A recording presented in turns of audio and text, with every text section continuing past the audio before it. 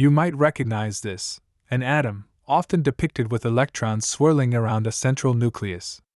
This is known as the Bohr model. However, modern science has shown us that this is a simplified representation. In reality, electrons exist in more of a cloud around the nucleus, their exact positions defined by probabilities. But for today's discussion, let's stick with the Bohr model. It's a bit more visually straightforward and serves our purpose here. Now, let's focus on this tiny particle, the electron. It's this electron, with its inherent charge, that plays a starring role in the phenomenon we call electricity. When these electrons move, they create what we experience as electric current. So, when we talk about electricity, what are we really referring to? It's essentially the movement of these electrons from one point to another. Certain materials, like metals, allow electrons to move more freely.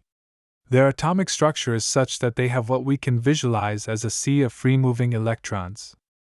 While metals are good conductors due to this sea, other materials like rubber resist the movement of electrons. These are called insulators. Each electron carries with it a tiny negative charge. Specifically, it's about minus 1.602 times 10 to the power of negative 19 coulombs. When you bring together around 6.242 quintillion of these electrons, their combined charge equals a coulomb. When these coulombs of charge move through materials, such as in the wiring of our homes and devices, we see effects like light bulbs illuminating. This movement of charges over time? That's electric current. If we were to break it down mathematically, current, represented as I, is the charge Q that flows, divided by the time t it takes. So, a current of 1 ampere means 1 coulomb of charge flows every second. Before we move on, there's a fascinating tidbit you should know. When we talk about the flow of electrons, they actually move from the negative terminal to the positive terminal. However, historically, the conventional current was defined as moving from positive to negative. This was set before we understood electron flow. So in most diagrams and textbooks, you'll see current represented as flowing from positive to negative. But remember, electrons themselves move in the opposite direction.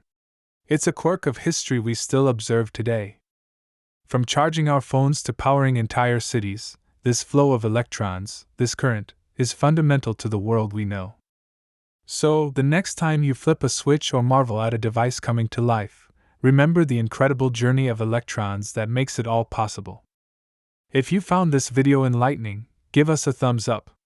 And if you're hungry for more such explanations, don't forget to hit that subscribe button and ring the bell for notifications. Thank you for watching.